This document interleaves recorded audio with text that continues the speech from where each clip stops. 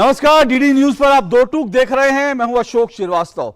5 अगस्त 2019 ये तारीख जम्मू कश्मीर के इतिहास में एक ऐतिहासिक दिन है, क्योंकि इस तारीख से 5 अगस्त 2019 से जम्मू कश्मीर में एक बड़े बदलावों की शुरुआत हुई थी।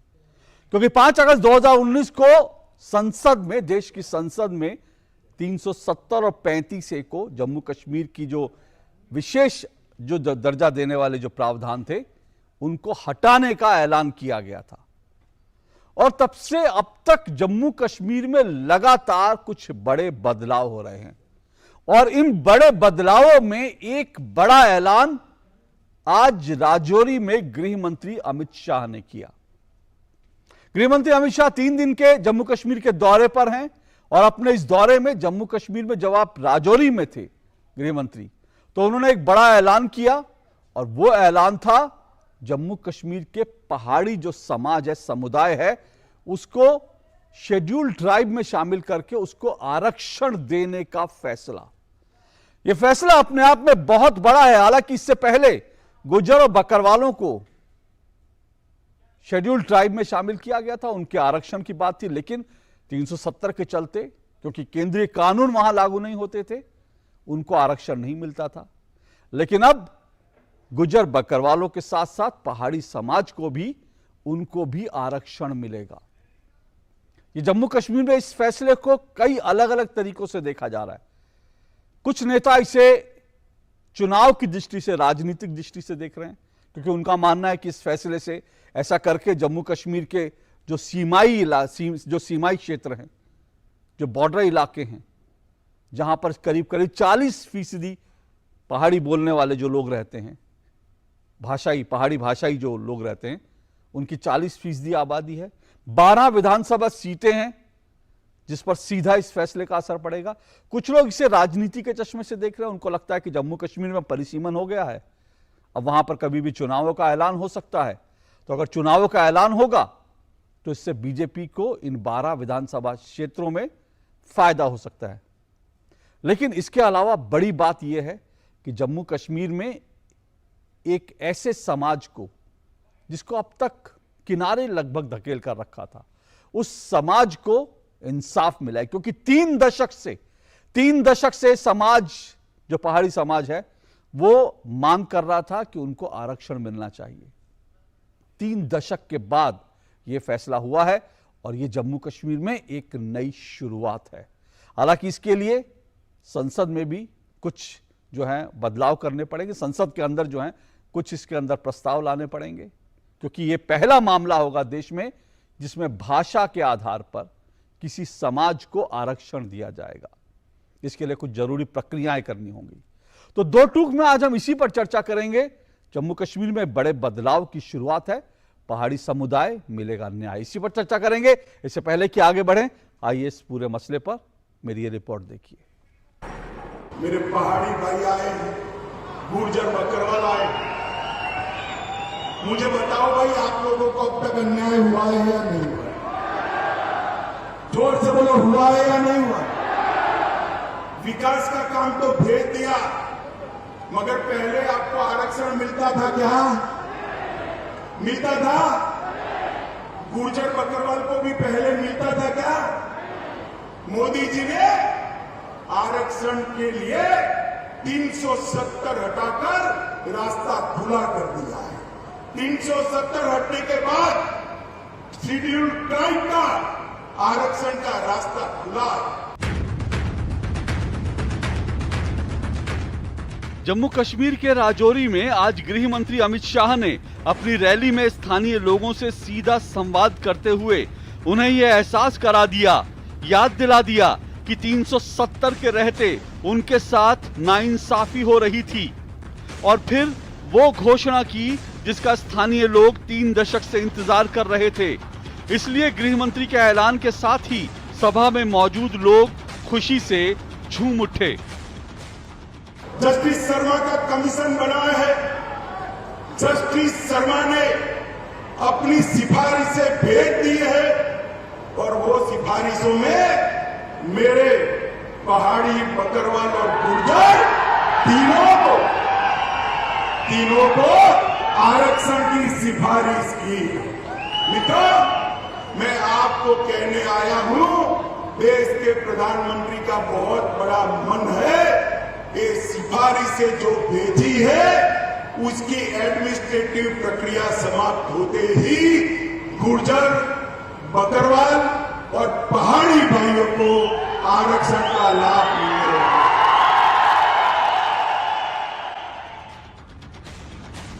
केंद्रीय गृह मंत्री अमित शाह ने जम्मू कश्मीर के पहाड़ी समुदाय के लोगों को आरक्षण देने का जो ऐलान किया वो ऐतिहासिक फैसला है। इसके साथ ही आधिकारिक तौर पर पहाड़ी समाज को अनुसूचित जनजाति का दर्जा मिलने पर मोहर लग गई है। गृह मंत्री ने यह भी याद दिलाया कि पहाड़ी समुदाय को आरक्षण देने की चर्चा के चलते ही कुछ लोगों ने पहाड़ी समुदाय को गुर्जर बकरवालों से लड़ाने की कोशिश की। दरअसल महबूबा मुफ्ती ने आरोप लगाया कि बीजेपी आरक्षण कार्ड का इस्तेमाल कर समुदायों के बीच दरार पैदा कर रही है। महबूबा मुफ्ती ने कहा कि भाजपा ने पहले हिंदुओं को मुसलमानों के खिलाफ खड़ा किया और अब गुर्जर पहाड़ियों को एक दूसरे के खिलाफ लड़ाने की साजिश है। लेकिन गृह मंत्री ने आज इस मामले में भी साफ कर दिया कि पहाड़ी समुदाय को आरक्षण मिलेगा, लेकिन गुर्जर बकरवालों के हक को कम नहीं किया जाएगा। भाइयों बहनों, ये आपके जो मोदी मोदी के नारे हैं, आपका जो मोदी जी के प्रति प्यार है, यही मोदी जी को ऊर्जा देता है। और मैं साथ में बताना चाहता हूं, कुछ लोग नहीं चाहते कि इस क्षेत्र के अंदर शांति बनी रहे। उन्होंने गुर्जर और बकरवाल भाइयों को उकसाना शुरू किया कि हमारे पहाड़ी भाई आएंगे तो गुर्जर बकरवाल का कम हो जाएगा। मैं कहता हूं कि पहाड़ी भी आएंगे और गुर्जर बकरवाल का 1% भी कम नहीं होगा। अब मेरे साथ 4 मेहमान जुड़ेंगे इस पर चर्चा करने के लिए। 4 मेहमान जो मेरे साथ जुड़ चुके हैं, ये चारों मेहमानों का परिचय करवा दूं। राजीव जेटली जी मेरे साथ जुड़े हैं, बीजेपी के स्पोक्स पर्सन है राजीव जेटली जी मेरे साथ। इसके अलावा माजिद हैदरी श्रीनगर से जुड़ चुके हैं, कश्मीर के वरिष्ठ पत्रकार हैं। और मेरे साथ एडवोकेट मुर्तजा खान जुड़े हैं, पूर्व MLC हैं जम्मू कश्मीर के। और मेरे साथ नासिर खुएमई जुड़े हैं, जम्मू कश्मीर स्टूडेंट एसोसिएशन के प्रवक्ता हैं। मैं शुरुआत करता हूं इस डिबेट की। सबसे पहले मैं एडवोकेट मुर्तजा खान जी आपसे जानना चाहता हूं। एडवोकेट मुर्तजा खान जी, आपको क्या लगता है ये फैसला जम्मू कश्मीर के इतिहास में कैसे इसको देखा जाएगा?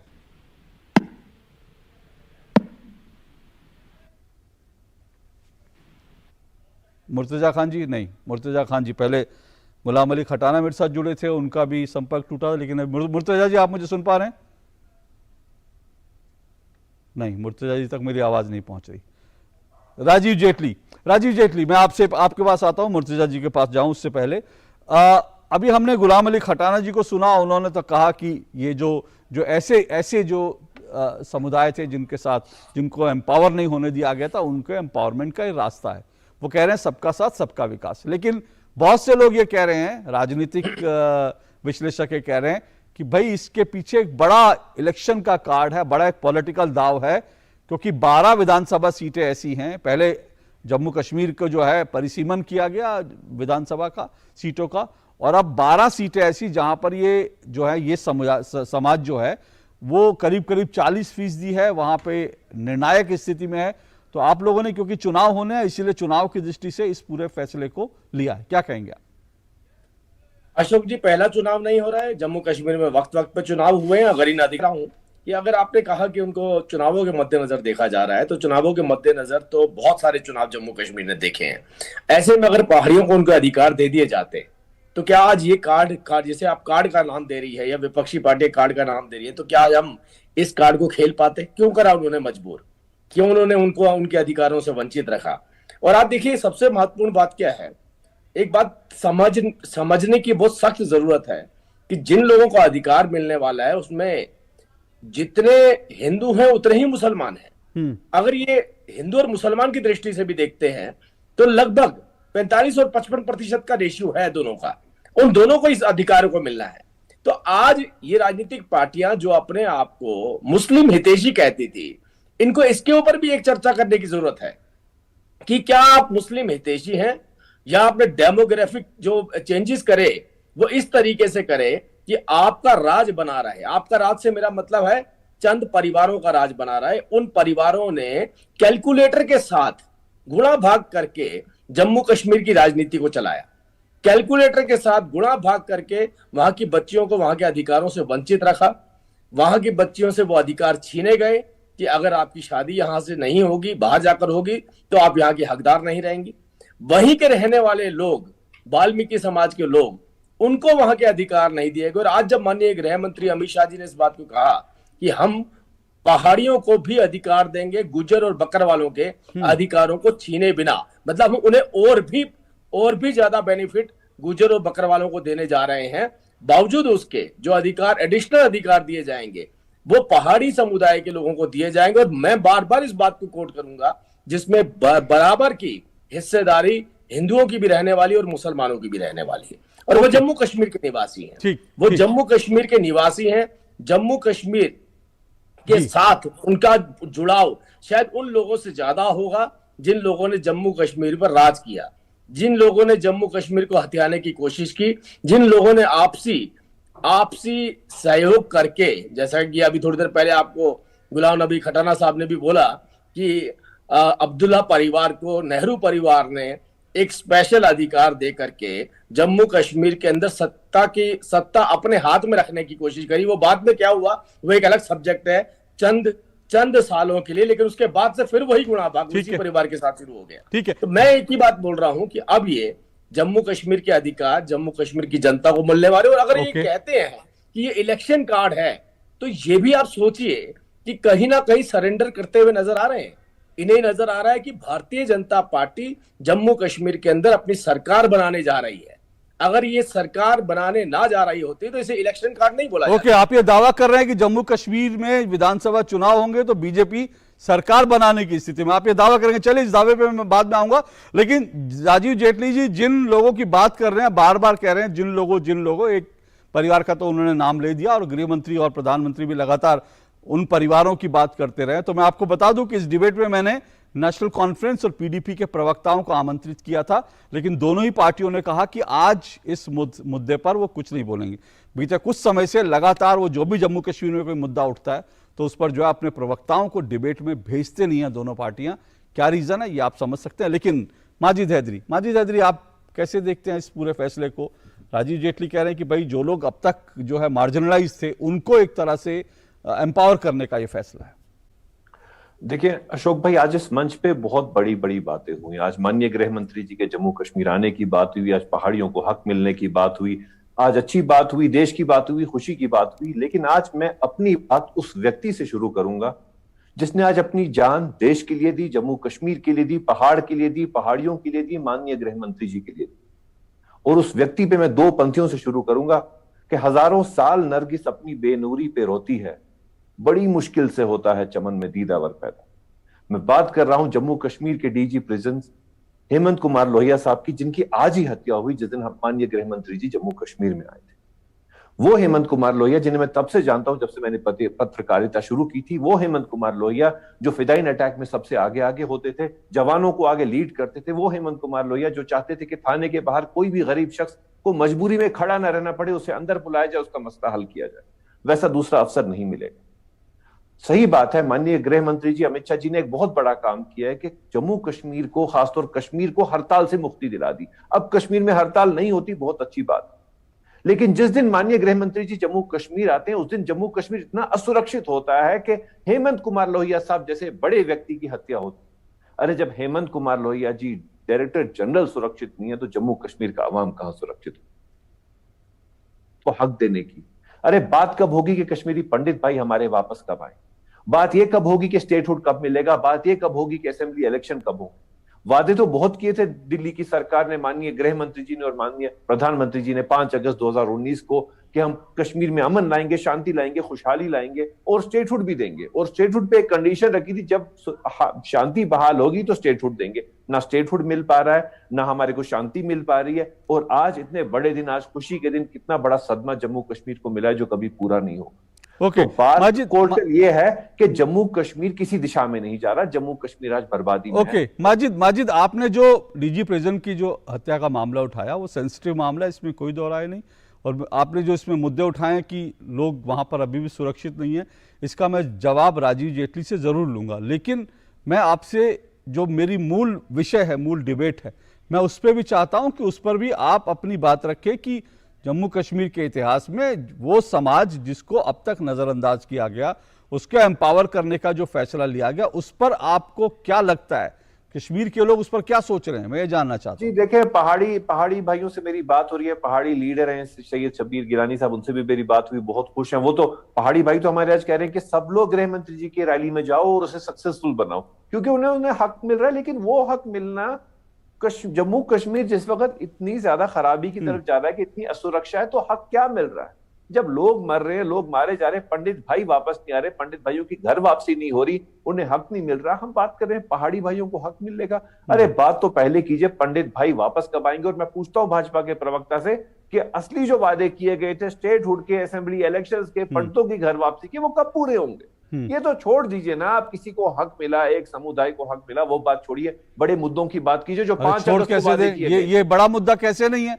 अरे इतना 40% सीमावर्ती इलाकों में मैं नहीं कह रहा कि आप जो मुद्दे उठा रहे हो वो इंपॉर्टेंट नहीं है, और आप बार बार आज मुझे भी बड़ा अच्छा लग रहा है और अच्छी बात है, आप बार बार कश्मीरी पंडितों के लिए आवाज उठाते हैं। आज मतलब ऐसा संयोग हुआ कि आज सुशील पंडित मेरे बीच आज कार्यक्रम में नहीं जुड़ पाए। अगर मैं सुशील पंडित को जोड़ता तो अभी आपकी और सुशील पंडित के बीच जो नोकझोंक होती है वो देखते हम, तो कितना कश्मीरी पंडितों को लेकर आपका दर्द है वो सब दिखता। मैं वो सब मुद्दे आप उठाइए, मैं उसको नहीं कह रहा, लेकिन ये मत कहिए कि ये मुद्दा इंपॉर्टेंट नहीं है। ये आप जरूर कह सकते हैं कि ये जो दिया गया है, आरक्षण जो दिया गया है, इसका लाभ नहीं मिलेगा क्योंकि शांति नहीं है, ये आप कहेंगे तो मैं आपकी बात मानूंगा। लेकिन ये मत कहिए कि इसका इस दिखावा है।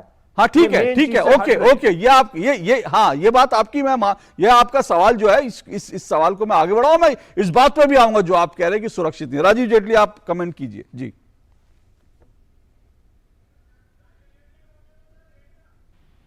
चर्चा करी, स्वागत भी करा, ये भी बताया कि जो पहाड़ी हैं वो खुश हैं। पहाड़ी खुद कह रहे हैं कि माननीय गृह मंत्री अमित शाह जी की रैली में आप जाइए, ज्यादा से ज्यादा संख्या में जाइए। ये बात तो इन्होंने कबूल कर ली कि जम्मू और कश्मीर के अंदर एक बड़ा समुदाय जो वंचित था अपने अधिकारों से, उनको एक आजादी मिली है। आज पहली बार आजादी मिली और पहली बार उन्होंने महसूस किया है कि कोई उनका ख्याल रखने वाला भी है इस देश के अंदर। आप इस प्रदेश के अंदर रहते हुए भी अपने अधिकारों से वंचित नहीं रहेंगे। दूसरी बात, क्यों भूल जाते हैं बार बार, इनका एक ही बात कहना होता है कि कश्मीरी पंडित कब वापस आएंगे, कब वहां पर आकर के बसेंगे, जिसके ऊपर भारतीय जनता पार्टी ने भरपूर कोशिश करी और कार्रवाई चल रही है। मैं एक बात पूछना चाहता हूं, 370 और 35A के बिना कितने लोगों के अधिकार छीने गए थे, कितना विरोध आपने उसका किया, और लेकिन जो मूल जड़ है कश्मीरी पंडितों के पलायन की, वो आतंकवाद, उस आतंकवाद के ऊपर 2 शब्द कोई भी राजनीतिक पार्टी का व्यक्ति हो, चाहे वो राजनीतिक विशेषज्ञ हो, चाहे वहां के सम्मानित पत्रकार हो, ये बचते हुए नजर आते हैं। जो बंदूक वहां के आतंकवादी ने उठा करके कश्मीरी पंडितों को कश्मीर से के अधिकारों से वंचित किया, उनको वहां से पलायन करने को मजबूर किया, उसके ऊपर एक प्रश्न नहीं उठाया जाता। अगर उनके ऊपर ये माजिद हैदरी साहब प्रश्न उठाना शुरू करें या ये राजनीतिक पार्टियां प्रश्न उठाना शुरू करें, तो हमारी जो मुहिम है उसको और बल मिलेगा। लेकिन ये उसे बल नहीं देना चाहते। ये कश्मीरी आतंकवादियों को कहीं ना कहीं छुपे रूप में अपना समर्थन देते हैं। जिन वजहों से कश्मीर के अंदर आतंकवाद पनपता है, उन वजहों पर चर्चा नहीं करना चाहते।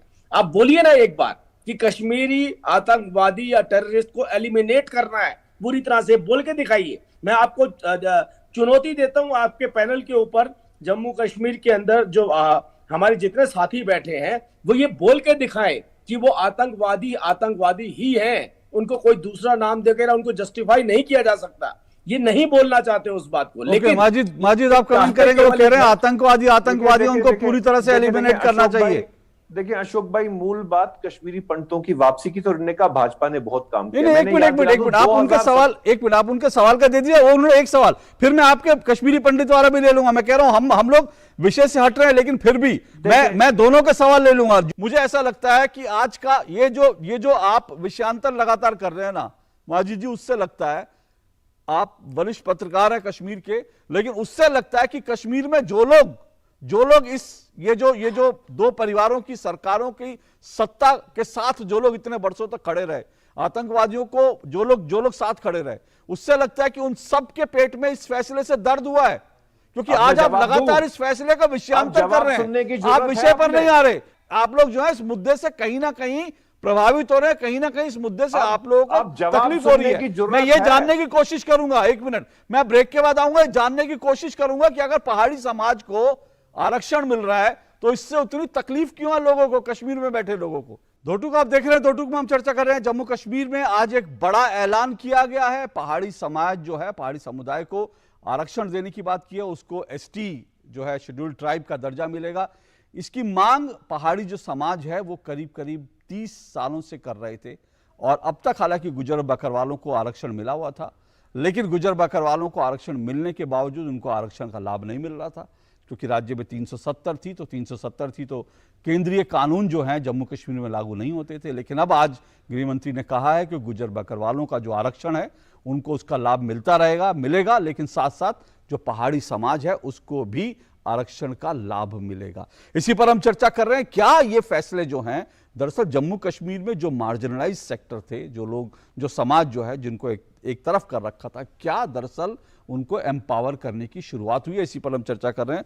4 मेहमान मेरे साथ, राजीव जेटली जुड़े हैं बीजेपी से, माजिद हैदरी वरिष्ठ पत्रकार हैं कश्मीर के, एडवोकेट मुर्तजा खान जुड़े हैं, पूर्व एमएलसी हैं जम्मू कश्मीर के, और नासिर खुरमई जुड़े हैं, जम्मू कश्मीर स्टूडेंट एसोसिएशन के प्रवक्ता हैं। एडवोकेट मुर्तजा खान, आप इस फैसले को कैसे देखते हैं? आप मुझे सुन पा रहे हैं एडवोकेट मुर्तजा खान? जी जी जी, मैं सुन पा रहा हूँ। आप इस फैसले को, आज जो ऐलान हुआ, आप उसको कैसे देखते हैं? देखिए, ये इंतहाई अहम ऐलान हुआ है आज। हम पहाड़ी तबका की ये डिमांड जो है पिछले 35 साल से कमोबेश गवर्नमेंट ऑफ इंडिया के पास थी, और डिफरेंट प्राइम मिनिस्टर्स ने मुख्तलिफ मौकों पे इन लोगों के साथ कमिटमेंट्स की, बट फॉर पॉलिटिकल रीजन किसी ने भी अपनी कमिटमेंट को पूरा नहीं किया। पर्टिकुलरली 370 के जाने के बाद यहाँ पे पॉलिटिकल रिजर्वेशन जो है वो शेड्यूल्ड ट्राइब तबका को दी गई, और शेड्यूल्ड ट्राइब्स की रिजर्वेशन में ये प्रोवाइड किया गया कि इस तबका के लोगों को अपनी आबादी के तनासब के हिसाब से रिजर्वेशन मिलेगी, और उन असेंबली सेगमेंट्स में इनके लिए सीटें रिजर्व होंगी जहां पे इनकी पॉपुलेशन जो है वो लार्जेस्ट है। फॉर एग्जांपल, अगर 20 कंस्टिट्यूएंसीज के अंदर शेड्यूल्ड ट्राइब पॉपुलेशन है तो उसमें जो ऊपर की 9 सीटें हैं उनमें उनकी रिजर्वेशन की जाएगी। कोइंसिडेंटली होता क्या है कि जो पहाड़ी समुदाय है ये भी उन्हीं इलाकों में रह रहा है जहां पे शेड्यूल्ड ट्राइब्स जो है वो आबाद थे। उसका डायरेक्ट कॉन्सिक्वेंस ये हुआ कि जो पहाड़ी लोगों की 64% पॉपुलेशन जो फ्रंटियर डिस्ट्रिक्ट्स में है, जैसे पुंछ और राजौरी में, वो इस शेड्यूल्ड ट्राइब की रिजर्वेशन के कॉन्सिक्वेंस के तौर पे इलेक्टोरल प्रोसेस से बाहर होगी। उनको खाली वोट डालने का हक रह गया था, उनको इलेक्शन कंटेस्ट करने का हक बाकी नहीं बचा। तो ऐसी सिचुएशन में हमने अपना इश्यू जो है वो प्रोजेक्ट किया अमित शाह साहब, होम मिनिस्टर साहब के पास, और प्राइम मिनिस्टर के पास भी ऑफ कोर्स। तो उन्होंने हमारी इस प्रॉब्लम को समझा। ये अलग बात है कि उससे पहले सर्विसेज में जो रिजर्वेशन थी उससे हमारे लोग हिट हो रहे थे, उसके प्रोफेशनल कॉलेजेस में एडमिशंस में हमारे बच्चे जो है वो एक्सक्लूड हो रहे थे।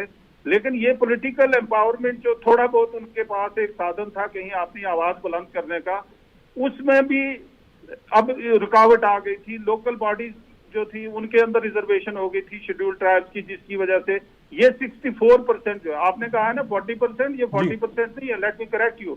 ओके, ये फ्रंटियर डिस्ट्रिक्ट्स में 64% पॉपुलेशन है। 64%, ओके, अच्छा आपने मुझे करेक्ट कर दिया जी। 64% पॉपुलेशन है। अब 64% पॉपुलेशन को इसकी वजह से एक्सक्लूड जब ये हो गए तो उस वक्त हमारे पास कोई चारा नहीं था। हमने होम मिनिस्टर ऑफ इंडिया और प्राइम मिनिस्टर साहब के पास अपना इशू रखा, उसने इसकी सेंसिटिविटीज को देखा, जांचा, भाला, और वो उन्होंने मन बना लिया कि वाकई इन लोगों के साथ न सिर्फ इनजस्टिस हो रहा है बल्कि इसके और भी बहुत सारी इम्प्लीकेशंस हैं। उन्होंने इसको कंसीडर किया, और कंसीडर करने के बाद जो कानूनी प्रक्रिया थी, कोई कमीशन बनाया या जिस तरीके से भी उनकी रिकमेंडेशंस को, और आज जो है उन्होंने एक बहुत बड़ा ऐलान किया है, बहुत बड़ा ऐलान। मैं कहूंगा मेरे साथी जो है, मैं पूरे तरीके से उनकी कन्वर्सेशन को सुन तो नहीं पाया, लेकिन जाफरी साहब और जेटली साहब के लास्ट पार्ट जो है थोड़ा सा मैंने सुना। मेरे दोस्त ने इसको डाइवर्ट करने की कोशिश की है हेयर एंड देयर, कहीं कश्मीरी पंडित के इशू पे और कहीं दूसरे पे। मेरे ख्याल से इसको फोकस किया जाना चाहिए। ये जम्मू कश्मीर की पॉलिटिक्स को अलग रखिए, जम्मू कश्मीर के समाज के अंदर एक बहुत बड़ा फैसला किया है आज अमित शाह साहब ने, एक ऐलान जो किया है, होपफुली ये बहुत जल्द पूरा हो जाएगा। ये अलग बात है कि इसके पॉलिटिकल इम्प्लीकेशंस भी होंगे, जैसे कि मैंने बताया कि इस रीजन की 8 सीटें हैं खाली पीर पंचाल के अंदर, नई जो डिलिमिटेशन हुई है, और उस 8 सीटों में से एटलीस्ट 5 तो रिजर्व थी। और अब जो है अगर पहाड़ी लोगों के साथ जैसे आज कमिटमेंट की है और ये इसमें शामिल हो जाते हैं, तो उसके बाद ये लेवल प्लेइंग फील्ड पे एटलीस्ट आ जाएंगे, और उसके बाद की जो इसकी जम्मू कश्मीर की पॉलिटिकल जो सिनेरियो है उसके ऊपर भी इसका इम्पैक्ट होगा आपको। ओके, पॉलिटिकल सिनेरियो पर भी आपने इंपॉर्टेंट बात कही कि आपने कहा कि इसको इधर उधर, माजिद आप सुन रहे होंगे कि मुर्तजा खान जी कह रहे हैं कि इसको इधर उधर ले जाने की कोशिश हो रही है, लेकिन ये इंपॉर्टेंट फैसला है। और अगर 65% अगर जो बताया मुर्तजा जी ने, मेरे आंकड़े को दुरुस्त किया, तो 65% आबादी, अगर ऐसी बड़ी आबादी जो कि जो है सीमावर्ती इलाकों में रहती है, उसके साथ नाइंसाफ़ी होना इतने सालों से, उसको ठीक करने का फैसला अपने आप में ऐतिहासिक है। लेकिन मैं आपके पास उससे पहले नासिर खोमेनी के पास जाने की कोशिश कर रहा हूँ। मुझे मालूम नहीं उनसे संपर्क मेरा हो पा रहा है नहीं हो पा रहा है, वो मुझे दिख रहे हैं स्क्रीन पर लगातार, लेकिन नहीं, नासिर के साथ संपर्क नहीं हो पा रहा। जी माजिद, तू इधर उधर की बात ना कर, सीधा सीधा बता कि भाई ये फैसला जो है, ये फैसला 65% लोगों की जिंदगी से जुड़ा फैसला है। इतने बड़े फैसले को हम इधर उधर की बात में हम कर रहे हैं। आपको क्यों लगता है कि ये जो है इसका ये सिर्फ दिखावा है, इससे कोई फर्क नहीं पड़ेगा? मैंने इस फैसले को कहीं बुरा नहीं कहा, मैंने कहा अच्छा है, लेकिन बड़े मामला कहां गए, वो वादे कहां गए जो 5 अगस्त 2019 को किए गए थे? क्योंकि उन वादों में ये वादा नहीं था, ये तो डिमांड थी जो पूरी होनी थी। और मोदी है तो मुमकिन है, अगर हो गया तो इस पे आप क्यों अब इतना बना रहे हैं जी हमने कोई पहाड़ खड़ा कर दिया? भाई ठीक है, इनको हक दे दिया, हो गई, आई गई बात हो गई। बात यह है कि जो राजीव भाई ने बात, नहीं माजिद भाई, आप इससे पहले वहां पर कश्मीरी महिलाओं को हक नहीं था, वाल्मीकि समाज को हक नहीं था, गोरखा समाज को हक नहीं था, दलितों को हक नहीं था, इनको हक नहीं था। इतने बड़े समाज को इतने सालों से उनका हक नहीं मिल रहा था। आप कह रहे हैं हो गया तो हो गया, इसमें क्या बात है? देखें अशोक भाई, सबसे बड़ा हक जीने का हक है, जो आज जम्मू कश्मीर में अच्छे से मिल नहीं रहा। मेरे पंडित भाई वापस नहीं आ पा रहे, हेमंत कुमार लोहिया साहब की हत्या हुई, मक्खन लाल बिंद्रू की हत्या हुई, बिहार के वीरेंद्र पासवान गोलगप्पे वाले की, और ये हत्याएं होती रहती हैं। तो बात हत्या की और आतंक की है। जो राजीव भाई ने सवाल मुझसे पूछा कि आतंक की निंदा करते हो कि नहीं करते हो, तो अगर जरूरत है राजीव भाई तो जवाब सुनिए। 5 अगस्त 2019 को वादा किया गया था कि धारा 370 और 35 से हटने से आतंक खत्म होगा। तो आज आतंक क्यों है? मक्खन लाल बिंद्रू क्यों मरा? आज लोहिया साहब की हत्या क्यों हुई? आतंकी हमले कल भी क्यों हुए? जिस दिन माननीय प्रधानमंत्री जी अप्रैल के महीने में जम्मू आए थे, उस दिन आतंकी धमाका क्यों हुआ? आतंक क्यों है जम्मू कश्मीर में आज, जब आपने वादा किया था कि नहीं होगा? आज आपसे सवाल पूछा जाएगा, मुझसे सवाल नहीं पूछा जाएगा। आप जवाब दीजिए आज इस बात का कि आपने या झूठा वादा किया था, या आप जम्मू कश्मीर में अमन और शांति नहीं ला पाए हैं, आप विकास की दिशा में जम्मू कश्मीर को नहीं ले पाए हैं। आप ये मानिए या आप फैसला कीजिए, मुझसे सवाल नहीं होगा, सवाल आपसे होगा। राजीव जेटली जी, मैं बड़ा हैरान हो रहा हूं इस बात के ऊपर कि आप नीचे से खाद की पाइप डाल करके बार बार कहते हैं पेड़ की छटाई करते रहिए, लेकिन जो नीचे से खाद और पानी की पाइप जो आपने डाल रखी है, उससे पोषण तो आप देना चाहते हैं, लेकिन उसके एलिमिनेशन, उसकी इरेडिकेशन के ऊपर एक शब्द नहीं बोलना चाहते। यही बात मैंने थोड़ी देर पहले आपसे बोली थी। ये जिन लोगों को अधिकार मिल रहा है कश्मीर के अंदर, वो कौन है? वो कश्मीरी हैं, वो कश्मीर के निवासी हैं, वो मुसलमान भी हैं और वो हिंदू भी हैं। मैं बार बार इस बात के ऊपर आपसे चर्चा कर रहा हूं कि हिंदू और मुसलमानों को अगर अधिकार मिल रहा है, तो आज आप बार बार एक ही इशू उठा रहे हैं। जब अशोक जी ने जब भी डिबेट रखी आतंकवाद के ऊपर, कभी आप लोग बोलने के लिए तैयार नहीं होते हैं। खुल के बोलिए ना चैनल के ऊपर कि जो लोग मेरे कश्मीर की बर्बादी के जिम्मेदार हैं, जिन लोगों के हाथ में हथियार हैं, वो कश्मीर के अंदर कहीं नजर नहीं आने चाहिए। चाहे सरकार उनका सफाया करे किसी भी तरीके से, अगर कोई उसको सामाजिक तौर पर या कश्मीर के अंदर राजनीतिक तौर पर भी उनके पक्ष में खड़ा हुआ नजर आता है, तो उनके खिलाफ भी कड़ी से कड़ी कार्रवाई करनी चाहिए। चाहे वो राजनीतिक पार्टी से आते हो, चाहे वो जर्नलिज्म से आते हो, चाहे वो किसी बुद्धिजीवी वर्ग से आते हो। ये बात अब आपको निर्धारित करनी है। लेकिन दूसरी तरफ कश्मीर की तरक्की, कश्मीर के अंदर आतंकवाद का सफाया, कश्मीर के अंदर कश्मीर के युवाओं को रोजगार, कश्मीर में बच्चों को पढ़ाने के लिए प्रोफेसरों के लिए प्रॉपर इंतजाम, कश्मीर के अंदर जाकर के डॉक्टर कश्मीर की जनता का इलाज कर सके, उनको वहां रहने के अधिकार, और ये सब अधिकार जो दिए हैं वो देश के प्रधानमंत्री मोदी जी ने दिए हैं।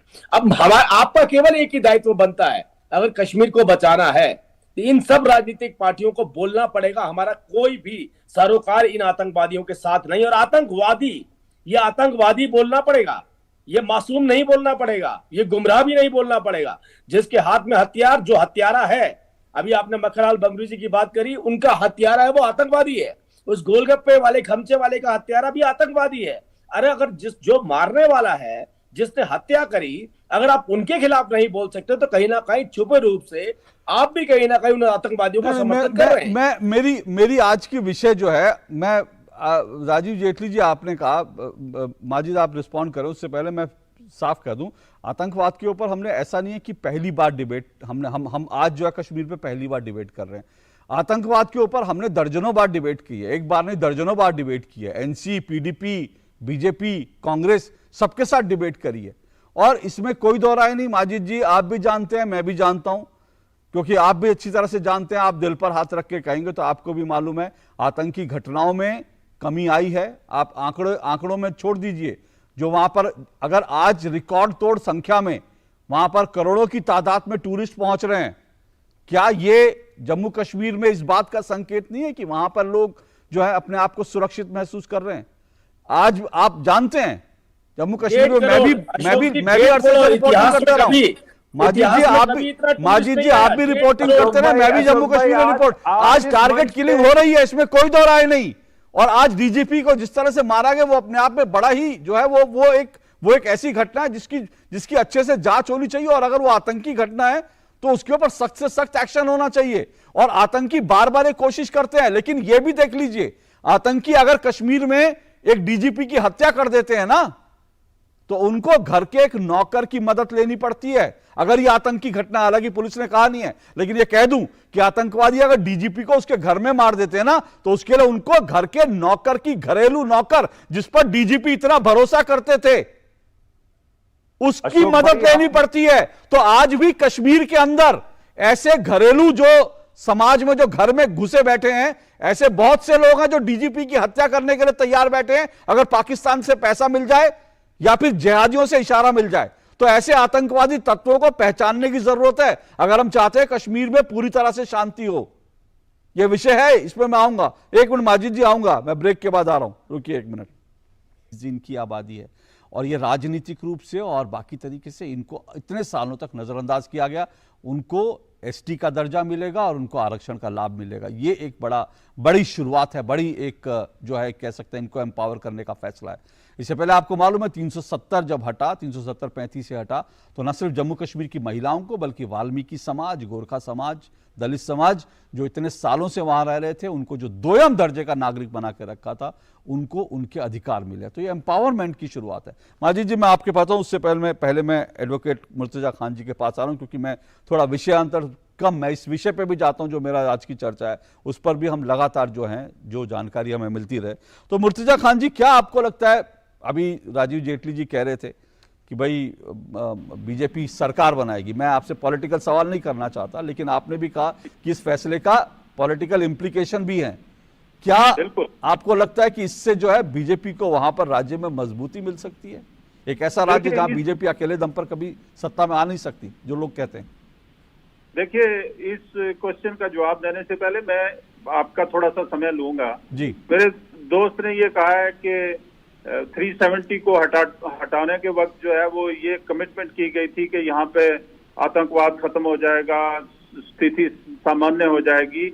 लेकिन मैं ये जरूर कहना चाहूंगा कि ये बहुत बड़ा एक बैगेज जो था वो इस गवर्नमेंट के ऊपर था, और इसको कंट्रोल में लाते लाते बहुत समय दरकार है। अगर हम इसी तरीके से कहें कि ठीक है जी, 19 से पहले, 19 को भी छोड़ दीजिए आप, 14 से पहले 2014 जब बीजेपी की हुकूमत आई, उससे पहले जब से ये आतंकवाद शुरू हुआ है तब से लेके 2014 तक क्या यहाँ लोग नहीं मरे?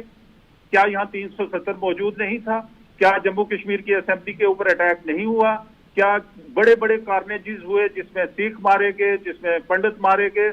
और 370 भी वहां मौजूद था, उसका इल्जाम आप किसको देंगे? आप खाली इतनी सी बात कह लें कि 2019 में जिस वक्त 370 हटाया तो ये कमिटमेंट हुई थी, कुछ अपने लिए भी तो बचा के रखिए कि आपके जमाने में क्या क्या हुआ था। और ये 1-2 दिन की बात नहीं है, ये 52 से लेके 87 के इलेक्शन तक की जो ये गवर्नमेंट थी, नेशनल गवर्नमेंट, ये उनकी कारस्तानियों का नतीजा है, ये उनका पुराना बैगेज है। इसके लिए आप ये नहीं कह सकते हैं कि अमित शाह जी ने जिस वक्त ये बिल पेश किया 370 को हटाने का, रीऑर्गेनाइजेशन एक्ट, तो उसमें जो कमिटमेंट्स हुई हैं वो एकदम से पूरी नहीं हुई है। ऐसा नहीं है। मेरे ख्याल से बर्डन शिफ्ट करने की जरूरत नहीं है। यहाँ तमाम नेशनलिस्ट फोर्सेस को इस इशू को एड्रेस करने के लिए एक पेज पर आके बात करने की जरूरत है। अब मैं आऊंगा आपके क्वेश्चन पे। देखिए, मैंने जैसा कि अर्ज किया कि इसका पॉलिटिकल फॉल आउट है। हम पहाड़ी लोगों ने जिस वक्त होम मिनिस्टर साहब से मिलकर दिसंबर 19 में अपनी डिमांड्स पेश की, बल्कि उनको रीइटरेट करवाया, तो हमने उनसे ये कहा था साफ लफ्जों में कि आप हमारी इस मुश्किल को हल करने की अगर कोशिश करेंगे तो आपके एहसान का बदला हम एहसान से देंगे। तो ये बात वाज़ेह रहनी चाहिए कि पहाड़ी लोग जो अपनी 35-40 साल से लेके एक स्ट्रगल को चल रहे थे और इनको लॉलीपॉप आज तक दिया, डिफरेंट गवर्नमेंट्स ने, डिफरेंट प्राइम मिनिस्टर्स ने पब्लिक कमिटमेंट्स की जिनसे बैकआउट कर लिया, और वो यहाँ के दो कम्युनिटीज के बीच की पॉलिटिक्स इसको चला के तो वो अपनी सत्ता हासिल करते थे। मेरे ख्याल से पहाड़ी लोग कॉन्शियस है उस सारे मामले से, और हमने एक सीधा प्रश्न गवर्नमेंट ऑफ इंडिया के सामने रखा, उन्होंने सीधे तरीके से उसको एड्रेस किया, हम भी सीधे तरीके से उसको रेस्पॉन्ड करेंगे, और हम भी उसी कुव्वत के साथ उसी कॉइन में वो जो रीपे करेंगे जिस हिसाब से गवर्नमेंट ऑफ इंडिया हमारे इस इशू को एड्रेस करेगी। ओके, इंपॉर्टेंट बात आप कह रहे हैं माजिद जी, मैं सिर्फ ये जानना चाह रहा हूँ, आप मुझे कहना नहीं चाहिए, आप घोषित रूप से कहते हैं आप घोषित रूप से भाजपा विरोधी हैं, कहीं आपको इस बात की चिंता तो नहीं है कि जो एडवोकेट मुर्तजा कह रहे हैं, जो राजीव जी कह रहे हैं कि इसके जो पॉलिटिकल इम्प्लीकेशन होंगे वो ये होंगे कि जम्मू कश्मीर में बीजेपी जो है वो एक मजबूत पार्टी बनकर उभर आएगी? जी बिल्कुल, ये तो कार्ड इलेक्शन के लिए खेला गया, इसमें तो कोई दो राय नहीं है। लेकिन मैं आपको एक चीज बता दूं अशोक भाई, आपका ये कार्ड इलेक्शन के लिए नहीं खेला गया है, ये जम्मू कश्मीर के 12 लाख लोगों के साथ जो नाइंसाफियां होती रही हैं उनका इजाला करने के लिए गवर्नमेंट ने एक डिसीजन लिया है। बहुत सा इंसाफ होना बाकी है, बहुत सा इंसाफ होना बाकी है, और उसी इंसाफ की बात करूंगा। देखिए अशोक भाई, आपका शो को मत हर्ट कीजिए, आप इसके ऊपर पॉलिटिक्स चलाने की कोशिश, वो भी उसी समाज से आते हैं, इसलिए उनकी फीलिंग है अपनी, वो कह रहे हैं भाई अगर हमें कुछ मिला, हमें हक मिला है तो हम उस पार्टी को हम सपोर्ट करेंगे। मैंने तो इनके प्रवक्ता की खुद से बात की, मैं कहा इनके खिलाफ बात कर रहा हूं मेरे भाई, मैं आपके खिलाफ बात नहीं कर रहा। मैं अशोक भाई को कह रहा हूं कि ये जो मंच है इसको विश्व के लोग देखते हैं, और आज एक बहुत बड़ी चीज इस पे साबित होने वाली है। आपने अभी क्या कहा, करोड़ों टूरिस्ट आ रहे हैं। राजीव भाई ने क्या कहा, 1.5 करोड़ का साल सिर्फ 1.5 करोड़ टूरिस्ट आए। 1.5 करोड़ टूरिस्ट आ सकते हैं, लेकिन 5 लाख कश्मीरी पंडित वापस नहीं आ सकते। ये कैसा फैसला है? अरे इस देश, इस जम्मू कश्मीर को अगर सबसे बड़ा डाइवर्ट कर रहे हैं तो सुरक्षा से जीने का फिर डाइवर्ट कर रहे हैं, सुरक्षा से जीने का हक दीजिए, आप फिर डाइवर्ट कर रहे हैं, बात कीजिए, आप फिर डाइवर्ट कर रहे हैं। कश्मीरी पंडितों की वापसी होनी चाहिए, लेकिन कश्मीरी पंडितों को या फिर हिंदुओं को वहां पर जो है बसाने के लिए आप लोगों को थोड़ा सा बदलना पड़ेगा। माजिद भाई ये समझिए आप लोगों को आतंकवादियों को आतंकवादी कहना पड़ेगा। आप लोगों को यह कहना पड़ेगा कि जो आतंकवादी गन लेकर निकले उसको सुरक्षा बल उसको गोली से मारे। ये आप लोगों को स्वीकार करना पड़ेगा, कहना पड़ेगा, तब कश्मीरी पंडित लौटेंगे ना। अभी आप लोग उसके लिए तैयार नहीं हो, लेकिन समय कम है। राजीव जी जल्दी से आपका आखिरी कमेंट। आपने जो शुरू में ही कहा, आपने कहा कि भाई हमारी सरकार बनेगी, क्या ये पॉलिटिकल फैसला है? मैं फिर आपसे अंत में यही जानना चाहता हूं, और क्या या फिर इससे आप बड़े उत्साहित हैं, आपको लगता है क्योंकि कश्मीर में बीजेपी अगर मजबूत होती है तो फिर ये अपने आप में एक ऐतिहासिक बदलाव होगा? देखिए, कश्मीर की सेवा, कश्मीर में कश्मीरियत को वापस लेकर जो भी सरकार आएगी, कश्मीर की जनता उसके साथ अपना जुड़ाव देखेगी। और कश्मीर की जनता कश्मीरियत चाहती है, आतंकवाद नहीं चाहती है, कश्मीरियत चाहती है। और कश्मीरियत का एहसास अगर किसी ने करवाया आजादी के बाद तो केवल भारतीय जनता पार्टी की सरकार ने, मोदी जी ने करवाया। और कश्मीरियत को लाने के लिए जो मुमकिन कदम है वो हमारी सरकार उठा रही है। उन कदमों से हो सकता है कि कुछ राजनीतिक पार्टियों को तकलीफ होती होगी, पाक फंडेड आतंकवादियों को तकलीफ होती होगी, लेकिन जो कश्मीरियत को पसंद करता है उसे कभी तकलीफ नहीं होने वाली है। वो अपना कश्मीर वापस चाहता है। ओके। वो वही कश्मीर चाहता है जिस कश्मीर के अंदर अमन शांति थी। और जो अमन शांति के दुश्मन होंगे वो कहीं ना कहीं आतंकवादियों का पक्ष लेते हुए नजर आएंगे, उन्हें अलग अलग नामों से पुकारते हुए नजर आएंगे, लेकिन हम डिलीवर करके दिखाएंगे। ठीक है, मैं फिर कह रहा हूं आतंकवाद के मसले पर तो डिबेट चलती रहेगी, क्योंकि आतंकवाद में बहुत बड़ा हिस्सा जो है सीमा पार बैठे पाकिस्तान की तरफ से है, जो जिहादी बैठे उनकी तरफ से है, उस पर डिबेट चलती रहेगी। लेकिन आज का ये फैसला अपने आप में इंपॉर्टेंट है, इसको समझना जरूरी है। और जम्मू कश्मीर में जो मार्जिनलाइज सेक्टर थे उनको एक तरह से इतने सालों के बाद अगर उनको न्याय मिल रहा है, इंसाफ मिल रहा है, उनको अगर एम्पावर करने की कोशिश हो रही है, तो इसका फैसला इस फैसले का स्वागत ही होना चाहिए। पर ठीक है, अपने अपने सवाल हैं, और जो सवाल हैं वो कुछ सवाल बहुत वैलिड भी हैं, पर उन पर चर्चा लगातार चलती रहेगी। पर आज के लिए इतना ही। बहुत बहुत शुक्रिया माजिद जी, राजीव जी और साथ साथ एडवोकेट मुर्तजा खान जी, बहुत बहुत शुक्रिया आपका दो टूक में जुड़ने के लिए। दो टूक में आज बस इतना ही, कल आपसे मुलाकात होगी। नमस्कार।